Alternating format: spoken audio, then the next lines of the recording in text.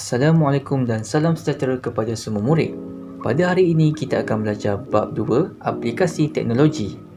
Subtopik 2.6.6 menilai reka bentuk makanan yang dihasilkan. Objektif pembelajaran. Selepas mengikuti pembelajaran ini, murid dapat menilai reka bentuk makanan yang dihasilkan. Tahukah anda, penilaian reka bentuk makanan amat penting untuk memenuhi keperluan dan kehendak pengguna. Selain rasa, reka bentuk makanan juga memainkan peranan penting untuk menarik perhatian pengguna. Kriteria yang perlu difahami dan diteliti sebelum menilai reka bentuk sesuatu makanan. Kriteria pertama, kecenderungan. Poin 1, kreativiti. Ialah idea imajinasi yang dijana bagi menghasilkan sesuatu reka bentuk, kaedah serta fungsi yang menarik dan unik. Poin kedua, inovasi. Idea yang dipelbagaikan perubahan, penambahbaikan yang lebih baik dan efektif daripada yang sedia ada. Poin ketiga, keaslian reka bentuk. Ialah idea yang original, tuling dan tidak diciplak daripada yang sedia ada. Kriteria kandungan unsur. Poin 1, simbolik. Ialah daya penarik produk yang boleh mempengaruhi atau membawa mesej tertentu yang memberikan nilai tambah kepada produk dan pengguna. Poin kedua, estetika. Prinsip dan elemen dalam reka bentuk pembungkusan makanan yang berkaitan dengan keindahan dan cita rasa yang mempengaruhi pengguna. 3 bahagian utama penilaian. Pertama, tahap perkembangan idea. Kedua, tahap keupayaan penghasilan. Dan ketiga, tahap penilaian reka bentuk makanan. Bagi tahap perkembangan idea, ia mesti meliputi kecenderungan inovasi, kreativiti dan keaslian reka bentuk untuk menghasilkan reka bentuk sesuatu makanan. Sebaliknya, bagi tahap keupayaan penghasilan reka bentuk, ia mesti meliputi elemen seperti penggunaan bahan, alatan dan teknik.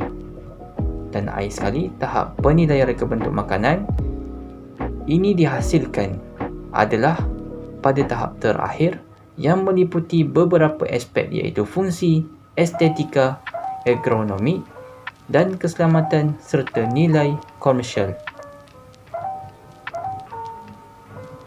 Langkah-langkah penilaian reka bentuk makanan. Langkah pertama, lakaran perkembangan idea reka bentuk makanan yang akan dibuat perlu mempunyai identiti tersendiri dalam kecenderungan inovasi, kreativiti dan keaslian reka bentuk. Langkah kedua, pemilihan bahan, alatan dan teknik yang betul dapat menghasilkan reka bentuk makanan yang menarik. Dan langkah tiga, hasil terakhir reka bentuk makanan perlulah memenuhi beberapa kriteria yang telah ditetapkan fungsi estetika, ergonomi, keselamatan dan nilai komersial.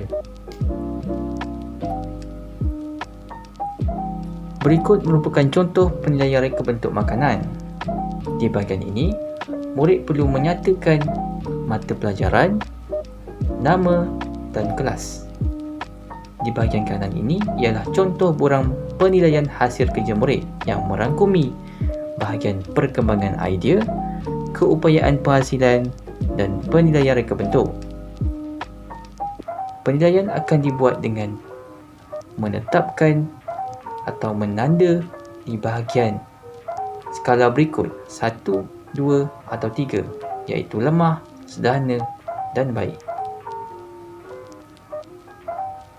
Berikut merupakan peta iting untuk rujukan para pelajar bagi subtopik 2.6.6 menilai reka bentuk makanan yang dihasilkan.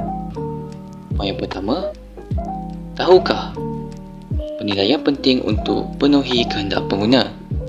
Kedua, penilaian ini dibuat untuk menarik perhatian pengguna. Untuk kita kena pasti apa lagi yang boleh kita tambah pada sesuatu reka bentuk makanan dan pembungkusan makanan.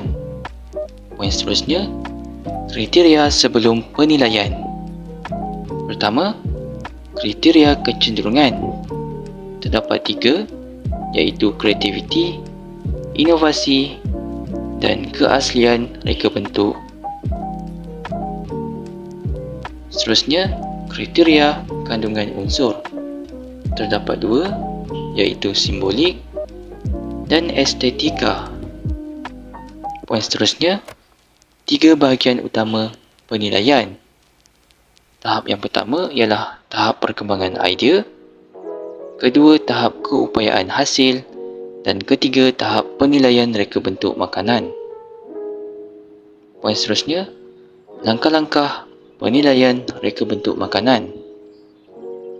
Antaranya ialah lakaran perkembangan idea, pemilihan bahan, alatan dan teknik. Akhir sekali, penghasilan reka bentuk makanan yang memenuhi kriteria estetika, agronomik, keselamatan dan komersial. Itu saja. Terima kasih.